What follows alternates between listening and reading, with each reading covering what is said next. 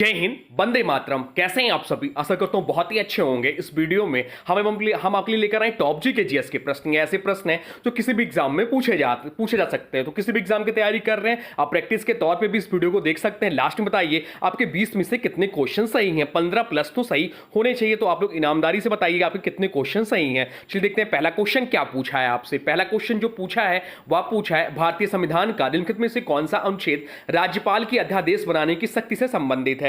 आपसे पूछा है कि भारतीय संविधान का निम्नलिखित में से कौन सा अनुच्छेद राज्यपाल की अध्यादेश बनाने की शक्ति से संबंधित है। बताइए राइट आंसर क्या हो जाएगा। राइट आंसर कमेंट बॉक्स में लिख दीजिए। तो राइट आंसर जो हो जाएगा वो हो जाएगा ऑप्शन डी, अनुच्छेद 213 इस प्रश्न का राइट आंसर हो जाएगा। अनुच्छेद 213 भारतीय संविधान में राज्यपाल को अध्यादेश जारी करने की शक्ति प्रदान करता है जब राज्य की विधानसभा का सत्र नहीं चल रहा होता है और किसी भी विषय पर तुरंत कानून बनाने की आवश्यकता होती है, तब राज्यपाल राज्य मंत्रिपरिषद की सलाह पर अध्यादेश जारी कर सकते हैं। बाकी विकल्पों की बात करें तो यह भी इंपॉर्टेंट है। अनुच्छेद 209 जो है राज्य के लोक सेवा आयोग से संबंधित है। अनुच्छेद 203 राज्य के वार्षिक वित्तीय ब्यूरो से संबंधित है। अब चलते हैं अगले प्रश्न की ओर, देखते हैं अगला प्रश्न क्या पूछा है आपसे। अगला प्रश्न जो पूछा है वह पूछा है अंतरराष्ट्रीय उपराष्ट्रपति का पद भारतीय संविधान में किस देश के संविधान से लिया गया है। आपसे पूछा कि उपराष्ट्रपति का पद जो है भारतीय संविधान में किस देश के संविधान से लिया गया है। बताइए राइट आंसर क्या हो जाएगा। राइट आंसर कमेंट बॉक्स में लिख दीजिए। तो राइट आंसर जो हो जाएगा वो हो जाएगा ऑप्शन सी, यूएसए यानी कि संयुक्त राज्य अमेरिका से लिया गया है। उपराष्ट्रपति का पद हमारे संविधान में जो उपराष्ट्रपति का पद है वो संयुक्त राज्य अमेरिका से लिया गया है। भारतीय संविधान में उपराष्ट्रपति का पद, उसकी भूमिका संयुक्त राष्ट्र अमेरिका से के संविधान से प्रेरित है। भारत के उपराष्ट्रपति का पद संविधान के अनुच्छेद 63 से 71 तक वर्णित है।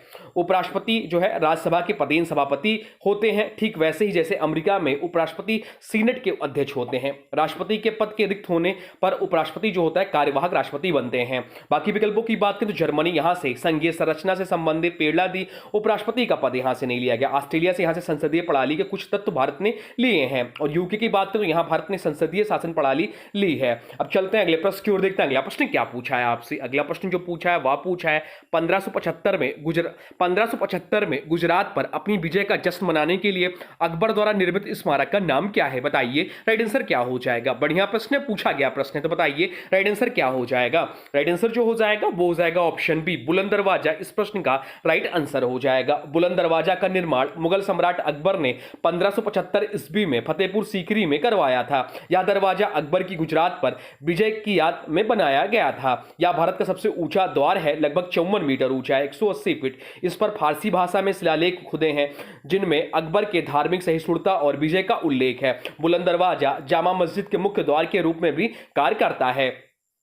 अब चलते हैं अगले प्रश्न की ओर, देखते हैं अगला प्रश्न क्या पूछा है आपसे। अगला प्रश्न जो पूछा है वह पूछा है भारत के संविधान का कौन सा अनुच्छेद भारतीय राष्ट्रपति को एक आदेश द्वारा जीएसटी परिषद गठन करने का अधिकार देता है। आपसे पूछा कि भारत के संविधान का कौन सा अनुच्छेद भारतीय राष्ट्रपति को एक आदेश द्वारा जीएसटी परिषद का गठन करने का अधिकार देता है। बताइए राइट आंसर क्या हो जाएगा। राइट आंसर जो हो जाएगा वो बताइए क्या होगा। राइट आंसर जो हो जाएगा वो हो जाएगा ऑप्शन सी, अनुच्छेद 279 इस प्रश्न का राइट आंसर हो जाएगा। अनुच्छेद 279 भारतीय संविधान में 101 संशोधन द्वारा जोड़ा गया था। इस अनुच्छेद के तहत भारत के राष्ट्रपति को यह अधिकार दिया गया है कि वह एक आदेश द्वारा वस्तु एवं सेवा कर परिषद गठन करेंगे। जीएसटी परिषद की बात करें तो जीएसटी परिषद जो गठन हुआ था वह 15 सितंबर 2016 को किया गया था। परिषद का उद्देश्य वस्तु एवं सेवा कर से संबंधित निर्णय लेना, कर दरें तय करना और केंद्र व राज्यों के बीच राजस्व वितरण के मुद्दों को सुलझाना। परिषद के जो अध्यक्ष होते हैं वो केंद्रीय वित्त मंत्री होते हैं। अब चलते हैं अगले प्रश्न की ओर, देखते हैं अगला प्रश्न क्या पूछा है आपसे। अगला प्रश्न जो पूछा है वह पूछा है भारतीय संविधान के किस अनुच्छेद में राजनीति के निदेशक तत्व का उल्लेख है। आपसे पूछा कि भारतीय संविधान के किस अनुच्छेद में राजनीति के निदेशक तत्व का उल्लेख है। बताइए राइट आंसर क्या हो जाएगा। राइट आंसर कमेंट बॉक्स में लिख दीजिए। तो राइट आंसर जो हो जाएगा वो हो जाएगा ऑप्शन बी, अनुच्छेद 36 से 51 इस प्रश्न का राइट आंसर हो जाएगा। राजनीति के निदेशक तत्व भारतीय संविधान के भाग 4 में निहित है। यह अनुच्छेद 36 से 51 तक फैले हुए हैं। इसका उद्देश्य भारत को एक कल्याणकारी राज्य बनाना है। अब चलते हैं अगले प्रश्न की ओर, देखते हैं अगला प्रश्न क्या पूछा है आपसे। देखते हैं क्या पूछा है आपसे। अगला प्रश्न जो पूछा है वह पूछा है विटामिन B12 का रासायनिक नाम क्या है। आपसे पूछा कि विटामिन B12 का रासायनिक नाम क्या है, बताइए राइट आंसर क्या हो जाएगा। राइट आंसर कमेंट बॉक्स में बता दीजिए। राइट आंसर जो हो जाएगा वो हो जाएगा ऑप्शन बी साइनोकोबालामिन इस प्रश्न का राइट आंसर हो जाएगा। ऑप्शन बी इस प्रश्न का राइट आंसर हो जाएगा।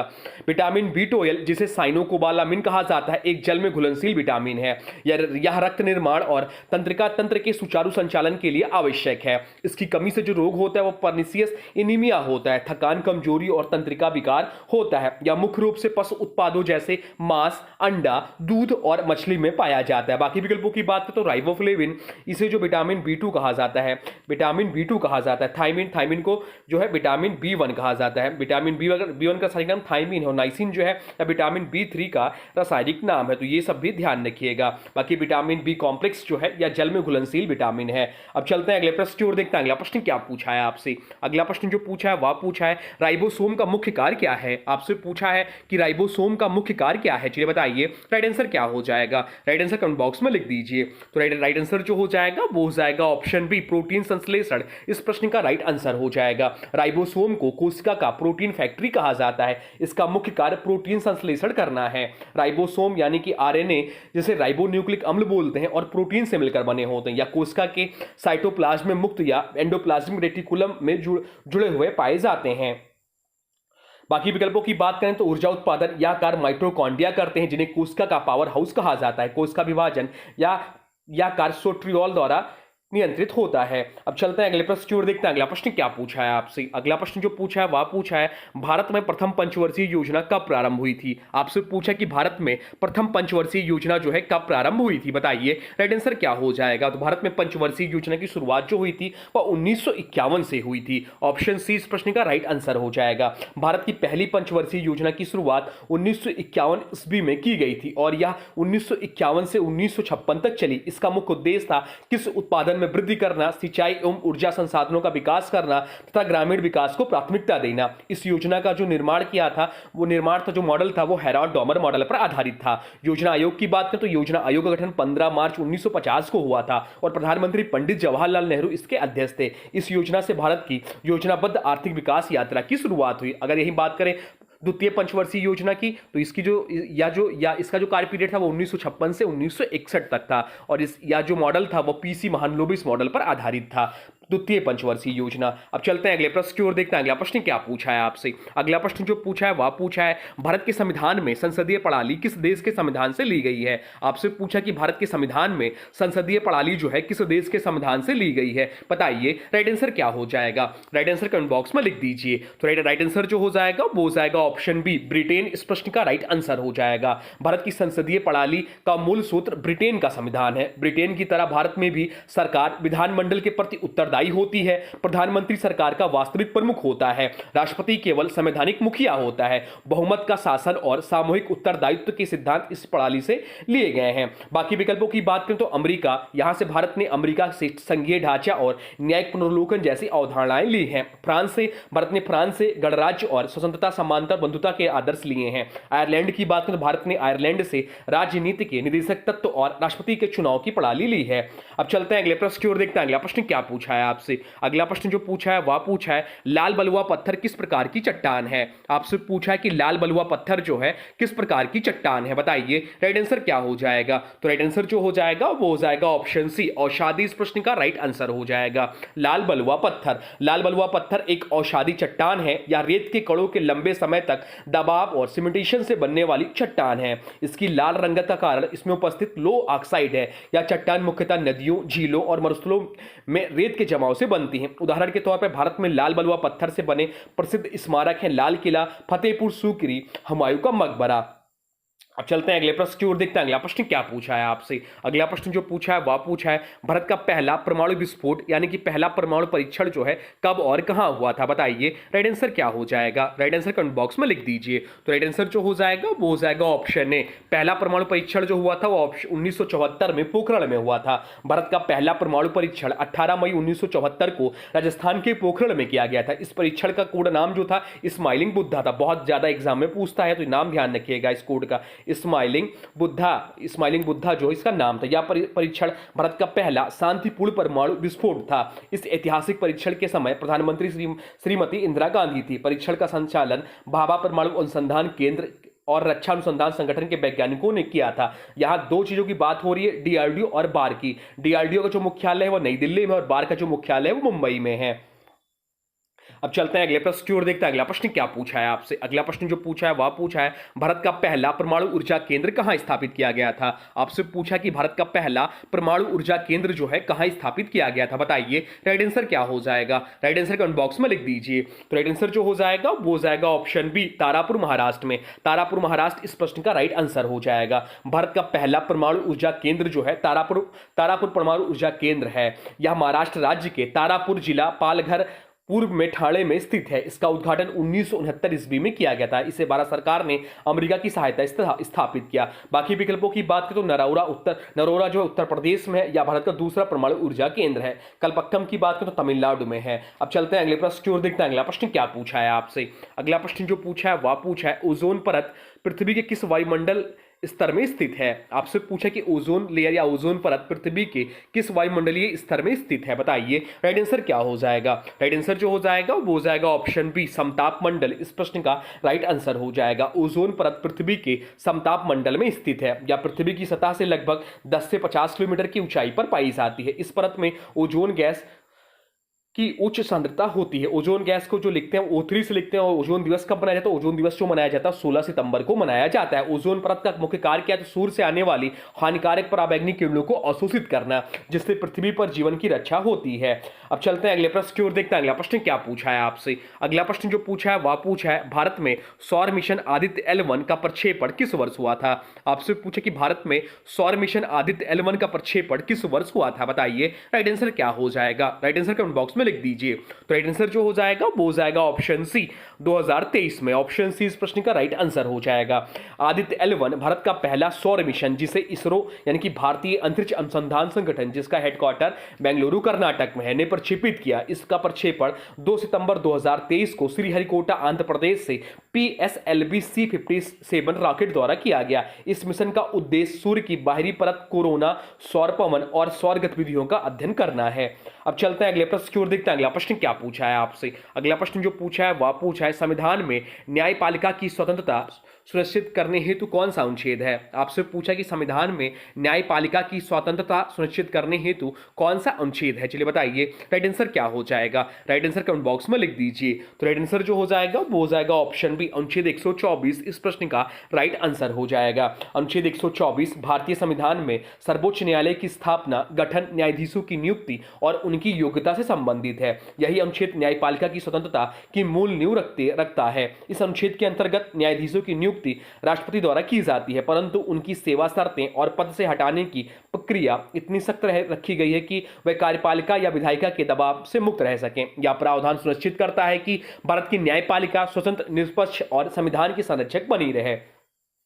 अब चलते हैं अगले प्रश्न की ओर, देखते हैं अगला प्रश्न क्या पूछा है आपसे। अगला प्रश्न जो पूछा है वह पूछा है संविधान के किस अनुच्छेद में राष्ट्रपति के महाभियोग की व्यवस्था है। आपसे पूछा है कि संविधान के किस अनुच्छेद में राष्ट्रपति के महाभियोग की व्यवस्था है, चलिए बताइए राइट आंसर क्या हो जाएगा। राइट आंसर कमेंट बॉक्स में लिख दीजिए। तो राइट आंसर जो हो जाएगा वो हो जाएगा ऑप्शन ए, अनुच्छेद 61 इस प्रश्न का राइट आंसर हो जाएगा। भारतीय संविधान के अनुच्छेद 61 में राष्ट्रपति के महाभियोग की संपूर्ण प्रक्रिया का उल्लेख किया गया है। यदि राष्ट्रपति संविधान के उल्लंघन के दोषी पाए जाते हैं तो संसद द्वारा उन पर महाभियोग चलाया जा सकता है। यह प्रक्रिया राज्यसभा और लोकसभा दोनों सदनों में अलग अलग चलाई जाती है। पहले एक सदन में प्रस्ताव लाया जाता है और 2/3 बहुमत से पारित होने पर दूसरा सदन उसकी जांच करता है। यदि दोनों सदनों में यह प्रस्ताव पारित हो जाता है तब राष्ट्रपति को इस पद से हटाया जा सकता है। यह प्रक्रिया गंभीर और जटिल मानी जाती है ताकि उसका दुरुपयोग ना हो। बाकी विकल्पों की बात करें तो अनुच्छेद 74 मंत्रिपरिषद और प्रधानमंत्री की सहायता व सलाह से संबंधित है। अनुच्छेद 80 राज्यसभा की संरचना और सदस्यों की संख्या से संबंधित है। अनुच्छेद 85 संसद के सत्र बुलाने, स्थगित करने और भंग करने की प्रक्रिया से संबंधित है। अब चलते हैं अगले प्रश्न की ओर, देखते हैं अगला प्रश्न क्या पूछा है आपसे। अगला प्रश्न जो पूछा है वह पूछा है पौधों में प्रकाश संश्लेषण की प्रक्रिया के दौरान कौन सी गैस अवशोषित अवशोषित की जाती है? आपसे पूछा कि पौधों में प्रकाश संश्लेषण की प्रक्रिया के दौरान कौन सी गैस अवशोषित की जाती है? बताइए राइट आंसर क्या हो जाएगा? राइट आंसर जो हो जाएगा वो हो जाएगा ऑप्शन बी, कार्बन डाइऑक्साइड इस प्रश्न का राइट आंसर हो जाएगा। प्रकाश संश्लेषण वह जैविक प्रक्रिया है जिसमें हरे पौधे, शैवाल और कुछ जीवाणु सूर्य के प्रकाश की सहायता से कार्बन डाइऑक्साइड और जल से ग्लूकोज का निर्माण करते हैं। इस प्रक्रिया में ऑक्सीजन एक उत्पाद के रूप में निकलती है। क्या है इसका रासायनिक समीकरण? तो इसका जो रासायनिक समीकरण है वो 6CO2 प्लस 6H2O। जब इस सूर्य के प्रकाश में विक्रिया करेंगे तो क्या बनाएंगे? C6H12O6 plus 6CO2। इस प्रक्रिया के लिए मुख्य तत्व हैं प्रकाश, क्लोरोफिल, कार्बन डाइऑक्साइड और जल। अब चलते हैं अगले प्रश्न की ओर, देखते हैं अगला प्रश्न क्या पूछा है आपसे। अगला प्रश्न जो पूछा है वह पूछा है भारत के संविधान में संघ शब्द का प्रयोग कहां किया गया है? आपसे पूछा कि भारत के संविधान में संघ शब्द का प्रयोग कहां किया गया है? चलिए बताइए राइट आंसर क्या हो जाएगा? राइट आंसर जो हो जाएगा वो हो जाएगा ऑप्शन ए, अनुच्छेद 1 इस प्रश्न का राइट आंसर हो जाएगा। अनुच्छेद 1 भारतीय संविधान के भाग 1 में आता है जिसका शीर्षक है संघ और उसका क्षेत्र। इसमें भारत के राजनीतिक स्वरूप को स्पष्ट किया गया है। अनुच्छेद 1 का पूरा वाक्य इस प्रकार है, भारत अर्थात इंडिया राज्यों का एक संघ होगा। यहां संघ शब्द इसलिए प्रयोग किया गया है ताकि भारत की एकता को बल मिले और राज्यों को यह संकेत मिले कि वह संघ से अलग नहीं हो सकते। अब चलते हैं अगले प्रश्न की ओर, देखते हैं अगला प्रश्न क्या पूछा है आपसे। अगला प्रश्न जो पूछा है वह पूछा है नागार्जुन सागर बांध किस नदी पर बना है? आपसे पूछा है कि नागार्जुन सागर बांध जो है किस नदी पर बना है? बताइए राइट आंसर क्या हो जाएगा? राइट आंसर कमेंट बॉक्स में लिख दीजिए। तो राइट आंसर जो हो जाएगा वो हो जाएगा ऑप्शन बी, कृष्णा नदी। कृष्णा नदी इस प्रश्न का राइट आंसर हो जाएगा। नागार्जुन सागर बांध भारत के सबसे बड़े कंक्रीट बांधों में से एक है। यह कृष्णा नदी पर बना है जो महाराष्ट्र, कर्नाटक, तेलंगाना और आंध्र प्रदेश से होकर बहती है। बांध का निर्माण 1955 में आरंभ हुआ और 1967 में पूरा हुआ। अब चलते हैं अगले प्रश्न की ओर, देखते हैं अगला प्रश्न क्या पूछा है। अगला प्रश्न जो पूछा है वह पूछा है भारत छोड़ो आंदोलन किस वर्ष प्रारंभ हुआ था? आपसे पूछा है कि भारत छोड़ो आंदोलन किस वर्ष प्रारंभ हुआ था? बताइए राइट आंसर क्या हो जाएगा? राइट आंसर कमेंट बॉक्स में लिख दीजिए। तो राइट आंसर जो हो जाएगा वो हो जाएगा ऑप्शन सी, 1942 में। क्विट इंडिया मूवमेंट की जो शुरुआत हुई थी वह 1942 से हुई थी। भारत छोड़ो आंदोलन का आरंभ 8 अगस्त 1942 को हुआ था। इसे महात्मा गांधी ने मुंबई, तब बंबई के ग्वालियर टैंक मैदान, अब अगस्त क्रांति मैदान से शुरू किया था। इस आंदोलन का नारा था अंग्रेजों भारत छोड़ो, डू और डाई। आंदोलन का मुख्य उद्देश्य भारत में ब्रिटिश शासन का अंत और पूर्ण स्वतंत्रता प्राप्त करना था। तो ये रहे आपके टॉप जी के जीएस के प्रश्न जो आपके एग्जाम के लिए महत्वपूर्ण है। बहुत लोग पूछते हैं कि आप दिल्ली पुलिस के लिए पढ़ सकते हैं, तो यह सभी के लिए महत्वपूर्ण, चाहे आप दिल्ली पुलिस के एग्जाम की तैयारी कर रहे हैं, एसएससी जीडी या रेलवे एग्जाम या किसी भी अन्य एग्जाम की तैयारी कर रहे हैं, यह सेट आपके लिए महत्वपूर्ण है। यहां से आपको क्वेश्चंस देखने को मिलेंगे। चलिए अब आज के वीडियो से प्रश्न है, इसका राइट आंसर आप लोगों को कमेंट बॉक्स में बताना है। आज के वीडियो से प्रश्न है भारत का पहला परमाणु विस्फोट कब और कहां हुआ था? आपसे पूछा कि भारत का पहला परमाणु विस्फोट कब और कहां हुआ था। इसका जो भी राइट आंसर हो कमेंट बॉक्स में जरूर बताइए। और हाँ देखिए, अभी तक आपने वीडियो को लाइक नहीं किया है तो प्लीज वीडियो को लाइक कर दीजिए और चैनल पर नए चैनल को सब्सक्राइब भी कर लीजिए।